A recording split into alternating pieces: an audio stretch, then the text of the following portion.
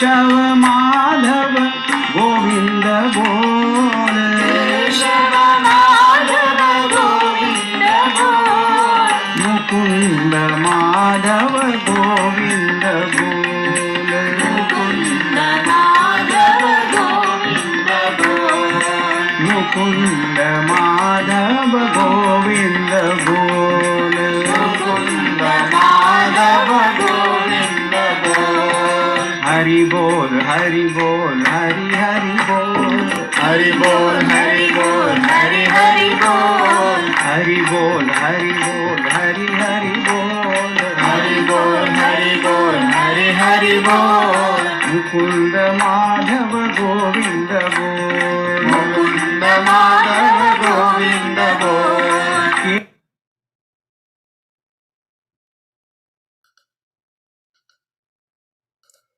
Hari Om everyone. Can you all hear me and see me clearly? Awesome. So this will be our second class on ātmabodha. But since we have started in the what do I call this? The tradition of festival season.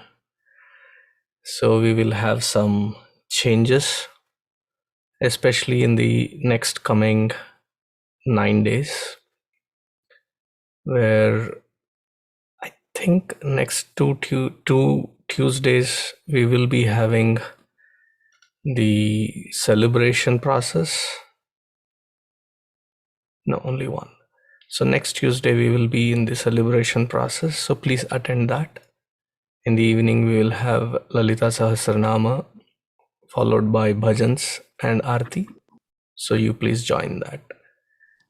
So it is like 1 week on, 1 week off. But this is the season of invoking divine blessings. So please participate in that with equal reverence and vigor. Now, having said that, let us begin with 3 Oms Sahanavavatu Guru Brahma, and then first Brahmacharini Divya will go over the 2 shlokas. Is it the second and third or the third and fourth? The third and fourth. Okay, good. So the third and fourth. So Divya will cover first 10 minutes or so. Then Brahmachari Hari Chaitanya will cover for next 10 minutes. And then I'll dive deeper from wherever they have left. So let us begin.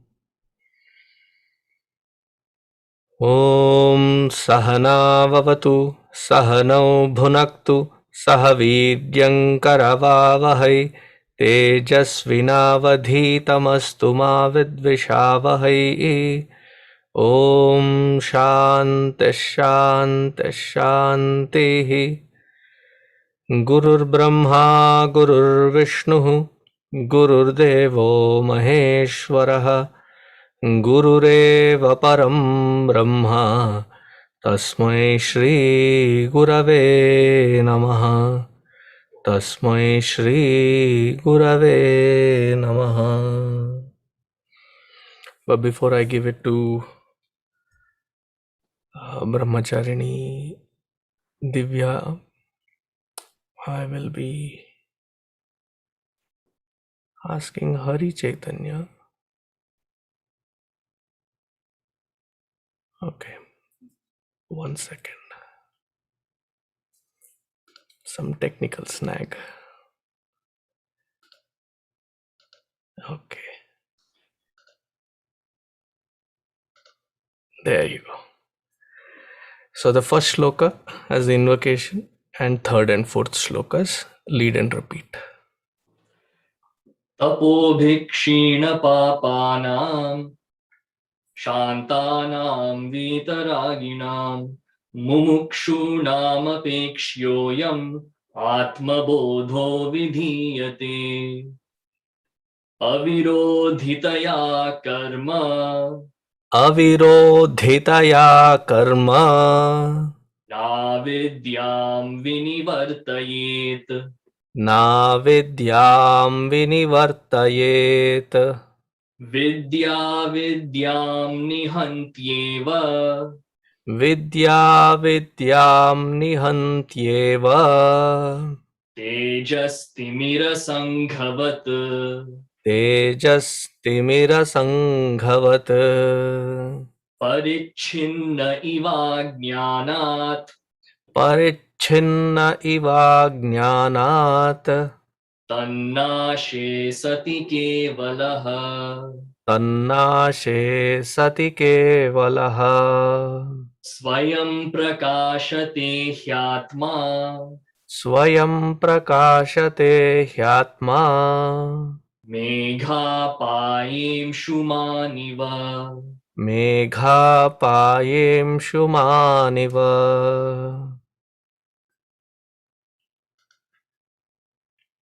Divya, if you can unmute yourself. Hari Om. Can you hear me? Yes. Excellent. So in this third verse, karma aviroditaya avidya. Action is not opposed to ignorance. Therefore, na vinivartayet. So action does not destroy ignorance. So what does? Vidya nihantyeva avidya. Knowledge is the only one that can destroy ignorance. How? Tejaha timira sangavata. Just like light can destroy deep darkness. Sorry, give me 1 second. Okay. So this verse is asking us, what place does action have in the spiritual process? We accomplish so much through action, but can action be used to achieve the spiritual goal of moksha? The answer is no. Because action is the progeny of ignorance, and the product of ignorance can't be used to dissolve ignorance. So how does this work? We are ignorant of our own true nature, Atman, which is infinite. So instead of understanding and knowing that, we instead identify with this small self, this individuality, its intellect, mind, and body. All these things, the ego and BMI, are finite. They're limited by space, they're limited by time, and because of these limitations, we are threatened by otherness in whatever aspect. So naturally, because of this fear and limitation, there arises a desire to fix this. That desire prompts us to act. So this is how action is a product of ignorance. So can the product of ignorance go back and dissolve ignorance? No, it doesn't work like that. And another thing to think about is that when we act, it can only help us in 4 ways. In acquiring something that we don't have, in purifying something that is convoluted with many, many things, to modify something that's already there, or to create something new that isn't there. Now, with action itself, can I attain, acquire, purify, modify, or create Atman through action? No. And in Gurudev's definition, Atman is described as to be complete. And that word is very powerful because it has a lot of implications. Because it's complete, it's ever present. And that word ever present is used to describe Atman in relation to our concept of time. Atman is given as all pervasive, and it's attempting to describe Atman in terms of our understanding of space. So if it's ever pervasive and ever present, it already is me. So if it's already is me, then can action purify it? No, it's already complete. There's nothing else there to mollify it. I think it's mala, and I've Englishified it. Mala. So if it's ever present, it can't be created. It always has been. If it's all pervasive, it's there through everything, so I can't modify it. And if it's already me, then I can't acquire something I don't have. It's already me. So in these regards, action cannot give us or let us acquire Atman. So going back to the verse, how do I solve this then? How do I gain liberation, which was our objective from verse 1? The only way to resolve ignorance is finding its opposite. And misunderstanding can only be fixed by understanding. And that point is emphasized by the analogy that's given. Light is the only opposite to darkness. And darkness can't be carried away, it can't be swept away, it can't be vacuumed. It has to be lit by light. And in the same way, ignorance cannot be addressed in any other way than with knowledge. Now, what is this knowledge that we're talking about? What is this knowing? Is this like, I don't know French, so I pick up a book and learn French and now I know French? Is that the kind of knowing that they're talking about?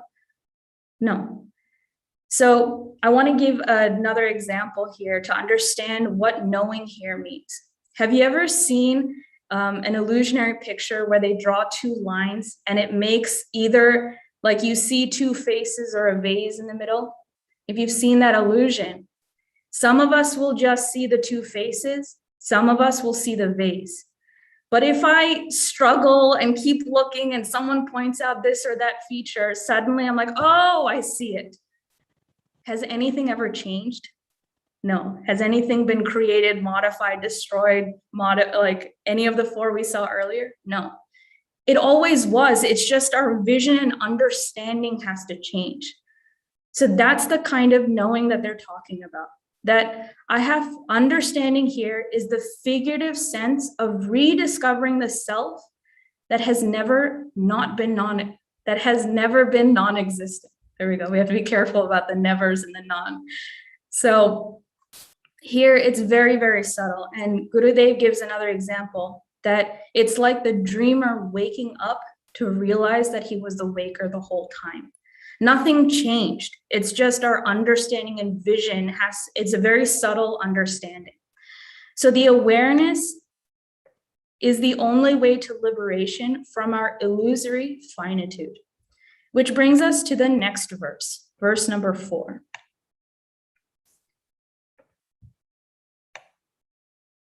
So Atma iva parichinnaha ajnanat.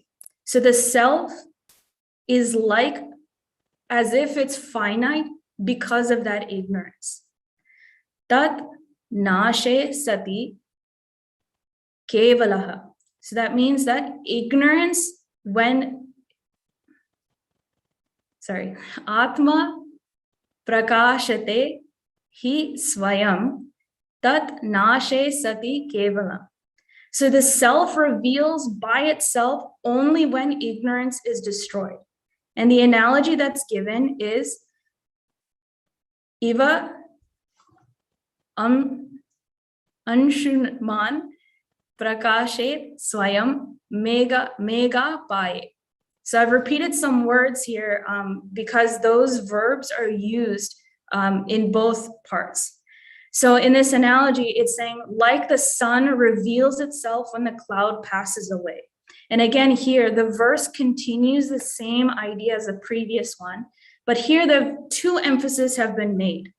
And the first one is that the effects of ignorance matches our current experience, and that's emphasized by the word parichinnaha, meaning our current experience is that there's so many things in us. There's a multiplicity in our world. There's so many individuals, there's so many worlds, there's universes. So we see many finite things. And as we saw this sequence in the previous, why ignorance leads to this finitude, and it also creates many things. It's broken up into finite objects. The second part that this verse emphasizes, again, is that nothing can be done necessarily to directly acquire or experience Atman. Instead, they're emphasizing here that if any action has to be done, it has to be on purifying our mind and bringing it to the state in which it can naturally reflect the already present Atman. So that last part is very important. If any action has to be done, it is for chitta shuddhi and chitta ekagrata, and that's done through karma yoga. So those aspects, I think we'll get into a little bit in more detail going forward. So I will finish my explanation here. Thank you, Divya. Harigaru. Hari Om. Hari Om, everyone. These two more shlokas, two more memorable examples, purely supporting the fundamental building blocks that Vedanta stands on. And no matter what other text we study, no matter what Vichara we do, these are the building blocks that we always come back to. These irrefutable principles that will never change, and without which Vedanta has nothing to stand on, without these principles. So before we get into the shlokas, then, to look at it as a whole, sadhana and siddhanta are two things that must always be in union. Siddhanta meaning the very principles that make up the philosophy. In sadhana, what actions do I take? What method do I adopt to get to what this truth is? To understand what my true nature is. And oftentimes, the struggles that are there for a sadhaka, it's hard to conceptualize the sadhana that I'm doing, how is it taking me towards that truth? And right off the bat, this is only the third and fourth shlokas, and already he's saying karma cannot get you to this truth. It has to be only jnana that does that. So being impatient like me, it's very, very tempting to say, okay, forget karma then, this knowledge is all that I need. However, we're missing so many steps if I run to that hasty conclusion. So sadhana always has to be on that springboard of what Siddhanta is saying. Now, if we look at this third shloka here, avirodhitaya karma, action is not opposed to ignorance. For one thing to negate another, it must be completely opposed to it. If anything else negates that thing and this thing doesn't, no matter how much karma I do, no matter how well I do it, no matter how varied my karma is, it will not touch that ajnana at all. Has no way of doing that. So right off the bat, if that's the siddhanta that I hold on to, I understand karma has no place in getting rid of ajnana. But then what role does karma have? I can't completely discount it. For my inner makeup, my mental makeup, to be able to cognize what this knowledge is, for me to even approach that step, a purified mind is a necessity. There's no way around that. An intellect can be razor sharp, can do tarka like no other, can retain information, can do logical gymnastics and come to many conclusions. But if this mind is not devoid of strong likes and dislikes, there is no way this knowledge will sink in. It'll remain simply as book knowledge and will make no difference for me. And karma is that which cleanses that inner instrument then. And that's a step that cannot be foregone. Now, the example that's given here is a beautiful one, showing that light is what eradicates deep darkness. Nothing else can do that. If anything else could do it, light would be redundant at that point. Light would not be a necessity, then it would be also a nice to have, not a must have. So light is being the only thing that can get rid of darkness, therefore proving the point even further, exemplifying that knowledge is the only thing that can get rid of ignorance. And then as we go to the next shloka, the very first word here is so poignant. Parichinna iva, as though limited. Because if we were to assume that my limitation as a jiva is an actual thing, the reality is that I am limited, that would mean that realization would mean I would have to go from limitedness to unlimitedness. That would have to be a change that happens. And if that was true, so many siddhantas would be broken. There is no becoming limitless. Only if I was limitless to begin with and something is covering that, something keeping me from knowing that, and that's gone, then that limitlessness is revealed. If there was a becoming, then that only happens, as Divyaji said, through karma, and that would mean knowledge is not the only way to realization, but karma is also. That would break down the entire siddhanta. So it's important for me to note here, parichinna iva, as though limited, as though facing finitude. And tannashe satikevalaha, when that alone is destroyed, that's what leads me to understand this truth. Now, when it comes to the example here, the sun is shining so brightly. The sun shines the same way every day. Until it gets closer and we're swallowed by it, it shines the same way every day.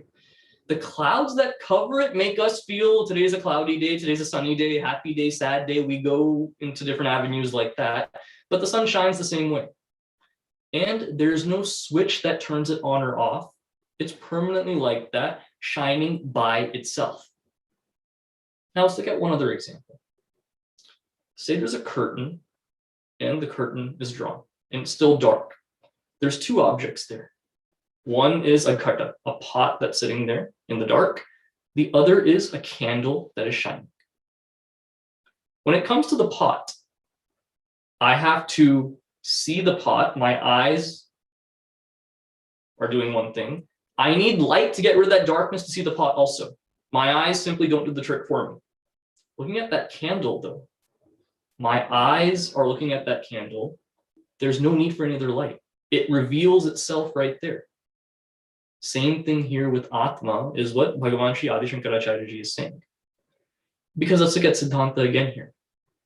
If Atma needed something else to make it luminous, that means it's dependent on something. And for it to function, for it to be a reality, something else needs to make that work. And then that would not be limitless then. That would be limited and it would be finite. So what would the difference be between me thinking I'm this jiva, knowing that I'm that Atma, I'm still limited in that sense also. So the magic of this examples that are given here is to remind me constantly that if these siddhantas are not understood, I don't understand the entire process going forward, and that these are the building blocks that make up the entire philosophy going forward.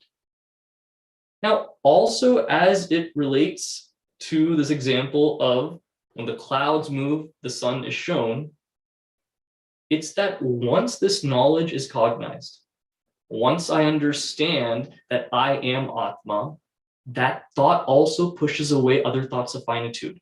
I am this body, I am this mind, I am these senses, I am a limited being. All these other thoughts melt away with that one strong dhrida thought and abidance in that thought of I am Atma. The sun shining as bright as it does, as powerfully as it does, clouds can envelop it and keep me from seeing it. But when those clouds move with the tiniest bit of wind, then they are no match for what that sun is. Same way here. This limited entity I think I am with all of my problems, in the face of what that Atma is, it doesn't stand a chance to make me still feel like I'm this limited being. Therefore, when this knowledge is gained, then any sense of limitation falls away right away. And the hard part is, whenever I do feel limited, limitation meaning anytime I'm not feeling happy, something is burdening me, karma is the first thing I go to change that. That all the other things around me have to be perfect, and then things will be great. It's like being a sports fan who's not realistic, like me, being a Cowboys fan. Where every year they lose, I know, but I still root for them. It's love that makes me do it. Like, a child that never performs well. That's how I feel. Now, being unrealistic about that, I tell myself these different contingencies that can happen. All we have to have is everyone has to stay healthy, and we have to have good luck in all the games, and we have to make the playoffs and 3 more games there in Super Bowl. That's it. That's all we have to do. In life, if I'm the same way, that externally, this has to be there, this has to be there, that has to be there. If everything lines up, I'll be happy, everything's great. Unrealistic right there. So karma is that exterior thing that makes me shuffle things around thinking that will make me happy without having a mindset change within. But when it comes to the spiritual path, and as we've seen in these first few shlokas here, unless that mindset changes, that karma will not get me that happiness. Temporarily it might, but that does not last. Only then can I appreciate these examples and what the Bhagavan Sri Adi Shankaracharya is saying here, that jnanam is that way. Karma has its role, but ultimately knowledge and changing that mindset and understanding, that is the only thing to get me to the truth.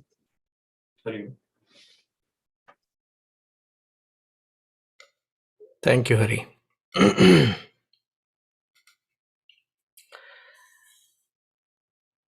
Both of them have covered pretty much everything that the shloka can offer. Now let us see beyond what they have explained.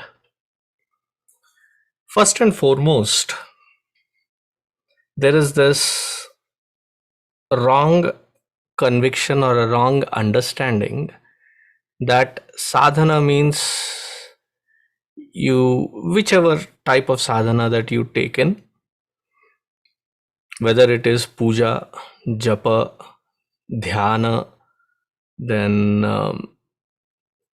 pranayama, ashtanga yoga, hatha yoga, raja yoga,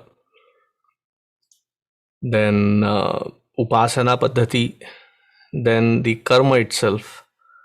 All of these come under one umbrella, and that umbrella is called karma. They are all different kinds of karma alone. So the confusion is when there are these lot of sound bites that go across. And funny thing is, this sound bite existed before WhatsApp University. It only got amplified through the WhatsApp University, where the idea that is promoted is there are several paths to moksha. There are several paths to that supreme. And we talk about diversity in Hinduism, where all these paths lead to that supreme alone. There Adi Shankaracharya ji puts a break right there. This is all these that which we are talking, they are a part of karma. Now whether you take upasana, there is a lot of things that you have to prep, you have to sit down, you have to perform. Okay, there is no performance. What about dhyana? In dhyana also you are contemplating on something. There is a manovritti. There is a movement of that thought processing where there is trying to clear and get a better conviction. So all of these come under karma. Therefore, one has to understand the field of or the siddhanta of karma yoga very, very meticulously. As Hari pointed out, you cannot do away with karma. Karma is a very essential process, provided we perform these karma with the attitude change. And the attitude change is called karma yoga siddhanta. Nechhaya kritam ishwararpitam. Selflessly done and being offered to that Ishvara, to that Ishtadaiva, and to his feet we offer our karma, dedicated every single act. It is not some special act among the different acts that we perform, but it is that which is the aspect, the attitude that is required to perform karma. What does this do? It brings in, when karma performed meticulously, it brings in the vairagya towards the field of action, where I can very clearly see, where I can clearly understand that that field of karma is limited. It cannot give me that which I am anticipating. Karmani eva adhikaraha te ma phaleshu kadachana. It is not a soundbite again to translate it as do your best, leave the rest. It very clearly means that you have to perform your actions, that which you are anticipating. There is some kind of a lack and you want to fill that. That fulfillment is not something which is born out of karma. And Divya very beautifully mentioned the 4 reasons as to why karma is incapacitated to produce that. Now, since karma is something that cannot produce it, I go back to the first point that I started off. Several of these paths lead to moksha. That confusion has to be gone. All of these paths lead to chitta shuddhi, chitta ekagrata, that the antakarana becomes purified and becomes empowered. That empowered mind has to turn within, has to make a U-turn. U-turn to be applied towards the self by this antakarana. So the assumption that I have done all these kinds of things, one day with the punya of all these things, I'll get moksha. Because that is what we have seen through our Puranic movies also. That suddenly I keep doing it and there is one jyoti that goes out and then merges at the feet of Bhagavan and ta-da, moksha. We have to read our Purana Shastra very, very clear-headed. Couple of examples that I take is Dhruva. We just saw Dhruva Charitra, Dhruva Stuti during in the last few months, where Bhagavan is standing right in front of him. And Dhruva also makes that statement, now that I have seen you, Bhagavan, all that which I had to do is done. Then Bhagavan says, nahi beta, you came in with a desire, you have to go fulfill that. And having fulfilled that, in due course you will have the opportunity to sit down with your Guru Maharaj. He'll come back, you will have an opportunity and you will have to acquire that knowledge. In that knowledge alone there is moksha. Darshana purifies and empowers that mind. Bhagavad Darshana. Okay. The second example is those of them who believe that yes, we will go to Sayujya, Salokya, Sarupya, Samipya, we will go to Vaikuntha, Kailasha. Is it possible? Yes, it is definitely possible. We are not negating it. It is possible. But when we look at it from the Siddhanta perspective, it is a result of something, it is a product of something. Therefore, it is not something which is permanent. And we have the examples in our Bhagavad Shastra itself. The very first story that it begins with is Jaya Vijaya. Remember those two people, Jaya and Vijaya? So Jaya and Vijaya inadvertently stop the path of the 4 Manasaputra Sanat Kumaras. Now these 4 Manasaputra, they reach to the abode of Bhagavan Vishnu in Vaikuntha. When being stopped, they said, not knowing, not being aware of is a mala, is an impurity. It is of a tamasic nature. This Vaikuntha is of a sattvic nature. Right there, your flags should go up. Vaikuntha is still under the Trigunas. It is a sattvic place. In that sattvic place, this tamas is not, it doesn't befit. Therefore, you are cursed to go back to this Bhuloka, where the first thing was, for eternity you will be as Rakshasa, removing your mala, removing this impurity. Then Bhagavan Vishnu comes and says, Sanat Kumaras, I am now the advocate on behalf of these two. Can you please look at, mera chehra dekh ke, look at me, and can you cut it short? Is there a leeway? Then finally, looking at Bhagavan himself pleading on the cause of Bhakta, and that is a beautiful thing, right? That Bhagavan comes pleading for the sake of that Bhakta who has made a mistake, and reduces it to 3 times, 3 cycles. So they are born as Hiranyakashipu Hiranyaksha, Ravana Kumbhakarna, and Shishupala Dantavakra. Now in this story, what does it say? They have reached Vaikuntha, Sarupya, Salokya, Samipya, Sayujya, they have attained. But even having attained it, it is not a permanent position. Little of imbalance and it can topple us out.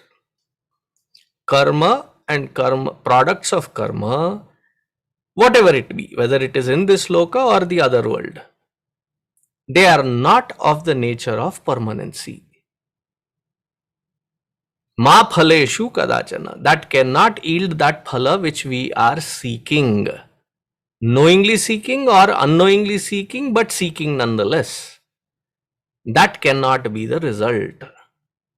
And that which Vedanta Shastra is talking about cannot be a result of all these different paths. How about, mixing up, little bit of karma and little bit of jnana? That jnana karma samuchaya also doesn't work. We will look at that in later part. So that idea has to be very, very clearly understood. That when I am doing my sadhana, upasana, and the attitude that has to be inculcated is of Karma Yoga Siddhanta, when thus I am performing, such a mind when gets the opportunity for satsanga, viveka happens. In that viveka, I get to know what is nitya anitya vastu. Atma nityam tat vyatiriktam sarvam anityam. In the earlier text that we have studied in ātmabodha, that there is Atma which is nitya, anything other than that is anitya. Anitya, not real. Real is only that Atma Tattva. Baki sab na real hai. If you get the pun of it. Anyway, so therefore, avirodhitaya karma na vidyam vinivartayet. It cannot remove. Then how can it be removed? Vidya avidyam nihantyeva. It's only through knowledge.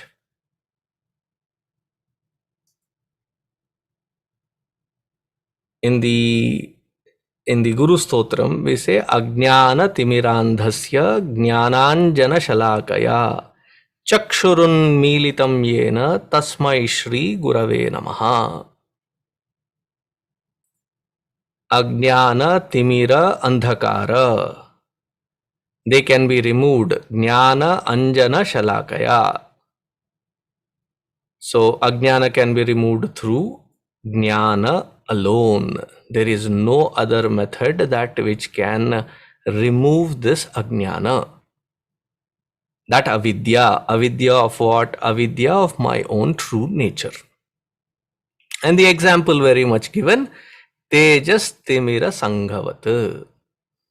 As soon as you light the lamp, as soon as there is that illumination, the darkness gets dispelled. However ancient be that darkness, it cannot stay. It will be dispelled. Once I was trying to explain this very abstract concept to 6th, 7th graders in one of the camps, and immediately there is this kid who puts his hand out. This is in one of the campsites.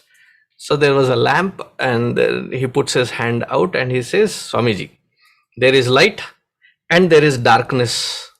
He shows the shadowed portion under his hand. So you say, wherever there is light, there cannot be darkness. But right here, you can see that there is light also, there is darkness also. So your logic fails. I said, nice try. He tried to think about it and tried to apply it, and he saw that it was not, applicable. So I said, that which is illumined by light, there is no darkness. Here the darkness is because it is being blocked. That where there is light and unobstructed, there can be no darkness at all. Similarly, in this jnana that I am this Advaita Kevala Tattva, that indivisible truth that I am as an experience. So what does the Guru say? The Guru gives a message that is called the Upadesha Vakya. The Guru says, Tat Tvam Asi. Now, Tat Tvam Asi is not a statement that which you memorize and keep repeating. Tattvamasi, Tattvamasi, Tattvamasi, and repeat it as a. No. Tattvamasi is an instructional statement, Upadesha Vakya.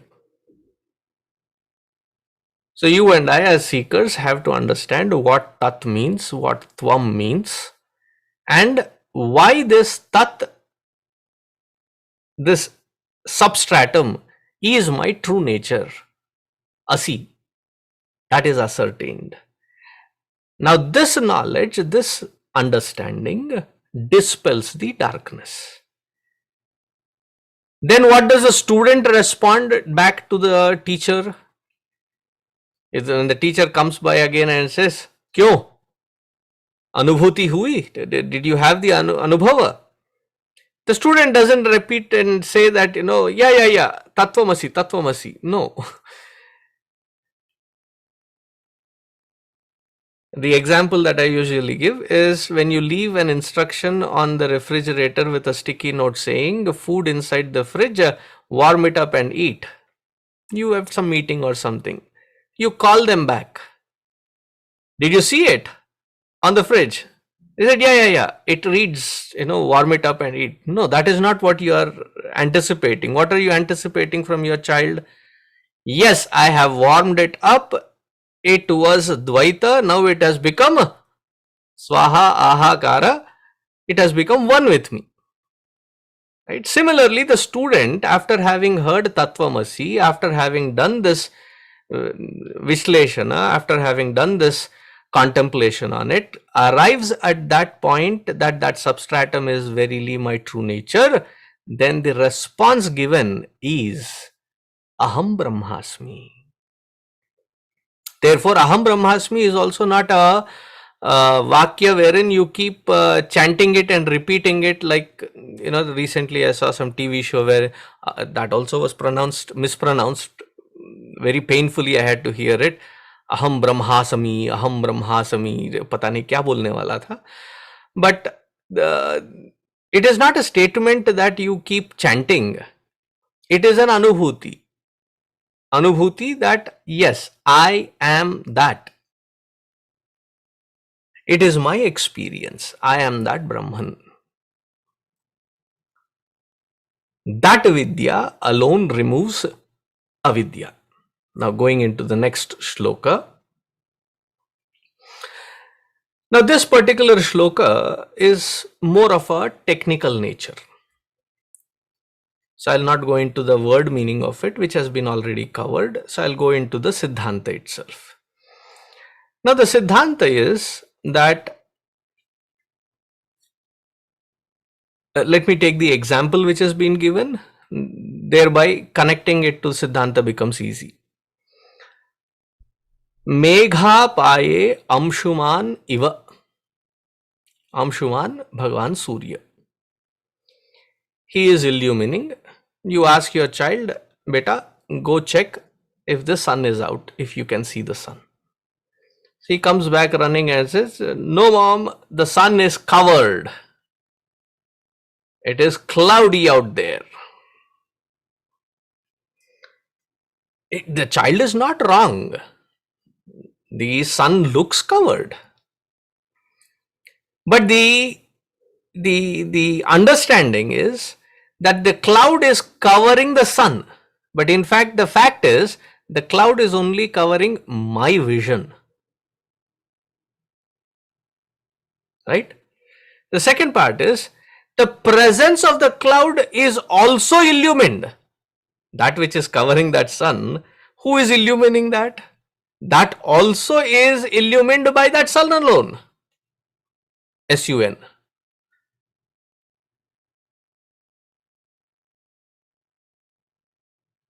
A little breeze and that cloud passes away and the sun is revealed. In that revelation, the breeze is not bringing the sun, the breeze is not lighting up the sun, the breeze is not helping the sun's light to nothing.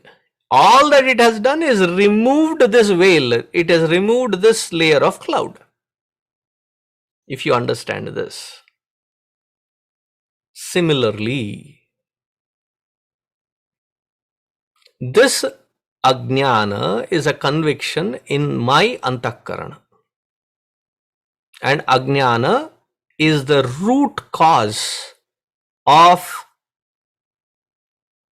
kama and karma. Kama, therefore, it leads to karma. And karma cannot yield that sukha we have seen in the earlier shloka. Why? This avidya has the result of this avidya is aparipurnatvam. I feel a sense of lack, a sense of vacuum. To fill that vacuum, I have kama. Kama, desire. And that desire now, when it becomes amplified in my mind, it whips me into action. That action yields a result which seemingly gives me a little bit of pleasure, but we all know that it is transient in nature. The moment it comes, immediately it also goes away. We try to keep hanging on to it, whether it is people, whether it is husband, wife, children, whether it is things, beings, environments, experiences, all of these come but cannot stay permanent and leave. So this avidya kama karma, the sequence of it creates that sense of limitation, constant sense of limitation. That limitation in itself is called dukkha. That sense of limitation in itself is called dukkha. Now, this particular knowledge, who requires this knowledge? This antakarana which has this wrong conviction is where this right conviction has to be established. That I am not limited, therefore avidya, kama and karma do not belong to me. Then what am I? I am that Satchidananda. I am that Brahma Tattva. That knowledge, what does it do? it removes the ignorance. So this knowledge has to happen in the antakarana.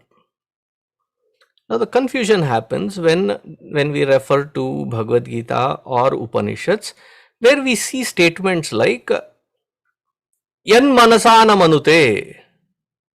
This comes in Kenopanishad. That which cannot be revealed by the mind. Is it being contradictory to what we are saying right now? It appears so. It appears as if it is being contradicted. No, it is not. Because there also in the Upanishad, what is being said? That this understanding is not going to remove, is not going to give the Atmajnana. But it essentially what it does is removes avidya. Do you understand the two stages there? It removes avidya. Now what about this vidya then? You don't have to put any effort. Why? It is self-illumining. It is self-expressing. You did not require any other process for it to reveal itself. That which is covering it, that which is blocking it, that avidya is removed with this right conviction. The moment that happens, when does it happen? As soon as I hear Tattvamasi and I immediately understand the very pointer that is given, that yes, this is what is being talked about, that I am not this limitation, I am not the reflection that seems to be empowering or reflected consciousness which is empowering this body, mind and intellect. I am the very source. The moment this understanding happens, that avidya gets removed.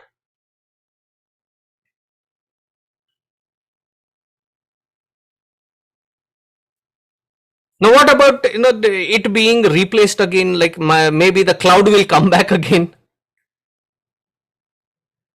right? The clouds, they keep coming, the sun keeps getting covered, so that can also happen inside. So it is something like when we learn, say a plus b whole square, a square plus b square plus 2ab. Once that knowledge, once that understanding happens, the avidya of it has been gone.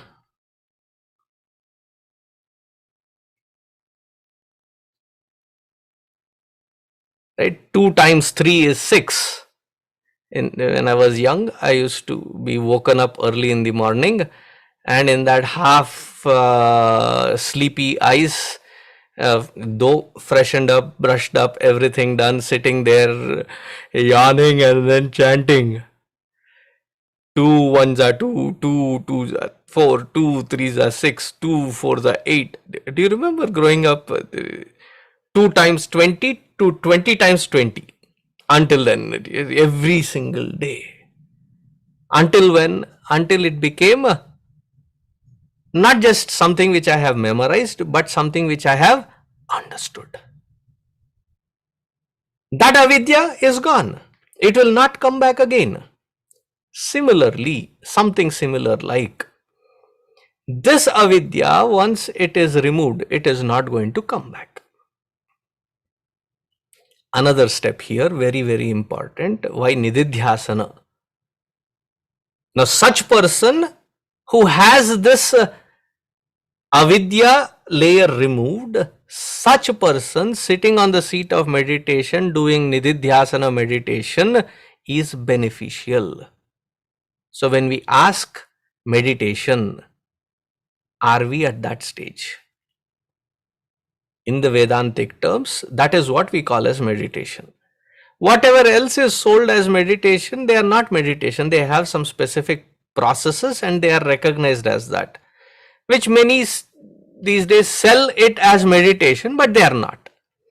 In Vedantic terms, what is that meditation? Why is that necessary?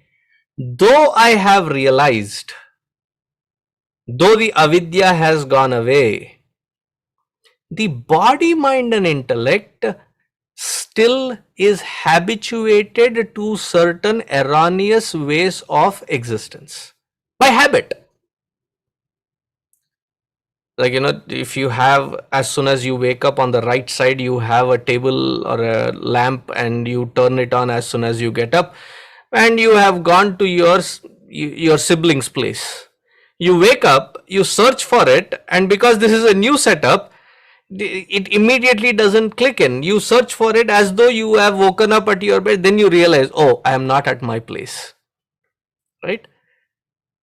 By that habitual error. Another example that can be taken is, it's almost close to 10 years that I have had sannyasa. Right, Hari? 10 years, Swami. Right? 10 years. Yeah. So 10 years that I have had sannyasa, and still when I had to catch myself when I leave messages for someone. So I give the message, and this is, I have to say Swami Sarveshananda. But inadvertently, what tumbles down is, this is Brahmachari Uddhav Chaitanya. I have to like, and these voice messages are tricky because I cannot go in there and delete it. It is like, timestamp made in permanency there into those records. So I had to laugh and say, sorry, this is Swami Sarveshananda. I had to, inadvertently, it just rolls out. So that abhyasa is to remove these erroneous errors, habitual errors. Therefore, the nishtha of nididhyasana is emphasized. So hope the sequence is clear. That what we do as initial sadhana of various things like puja, japa, upasana, pranayama, yoga sadhana, when I say yoga sadhana, ashtanga yoga, kriya yoga, whatever that sadhana, all of these are meant for purification of the antakarana. Chitta shuddhaye natu vastu upalabdhaye. This comes in Vivek Chudamani. Then the next stage is when I sit, especially with this jnana, with this aspect of vidya. First we have to understand, what does that vidya do? What does that jnana do?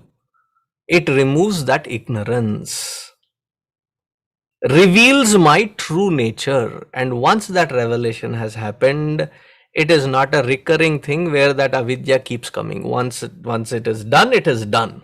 It is burnt to ashes. Meghapaye amshuman iva. Hope the Siddhanta is grasped. We still have about 2-3 minutes. If you have any questions, please feel free to shoot them.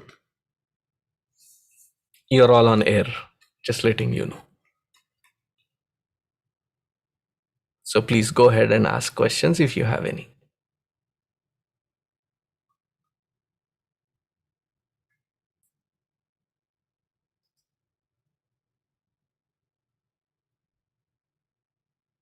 I would say, once, twice, thrice, done. So we will chant 3 times Mahamrityunjaya mantra and conclude. We can always have, if you have questions, please send your questions in on the group. We can discuss them there as well, if you're feeling hesitant to ask here. Om Trambakam yajamahe sugandhim pushtivardhanam urvarukamiva bandhanan mrityormukshiyamamritaat. Om Trambakam yajamahe sugandhim pushtivardhanam urvarukamiva bandhanan mrityormukshiyamamritaat. Om Trambakam yajamahe sugandhim pushtivardhanam urvarukamiva bandhanan mrityormukshiyamamritaat. Om Sarve bhavantu sukhinah, Sarve santu niramayah, Sarve bhadrani pashyantu, Ma kaschid dukkha bhag bhavet. Asato ma sadgamaya, Tamaso ma jyotirgamaya, मृत्योर्मा अमृतं गमय। ॐ पूर्णमदः पूर्णमिदं पूर्णात् पूर्णमुदच्यते पूर्णस्य पूर्णमादाय पूर्णमेवावशिष्यते। ॐ शान्तिः शान्तिः शान्तिः। हरिः ॐ श्रीगुरुभ्यो नमः। हरिः ॐ। Before we leave, the announcement for next 9 days. So tomorrow is Pratipada, so the first day of Navaratri begins. So in the evening we will have the first day puja. And from the next day onwards, from the 7th morning, we will have Vedic chanting and Arati, about 30 to 40 minutes, not more. Then in the evening, we will have Lalita Sahasranama chanting and then bhajans and Arati. So that will continue till the 13th. So morning and evening, 2 times, we will have the chantings and Arati. On the 14th, which also happens to be both Navami and Dashami, both fall on the same day. Therefore, the Mahadevi, the Tridevi Puja, so Mahadurga, Mahalakshmi, Mahasaraswati Puja will be performed in a grand way at the end on the 14th. So that will be the sequence. So until then, we will be caught up in that, and the evening lectures will be replaced by this Upasana. Therefore, please join all 9 days and let us celebrate to invoke Mother Divine's blessings so that we have a better sadhaka attitude and perform at our sadhana in a more consistent manner. So that would be the program. So see you tomorrow as well, because there will be the puja. Hari Om.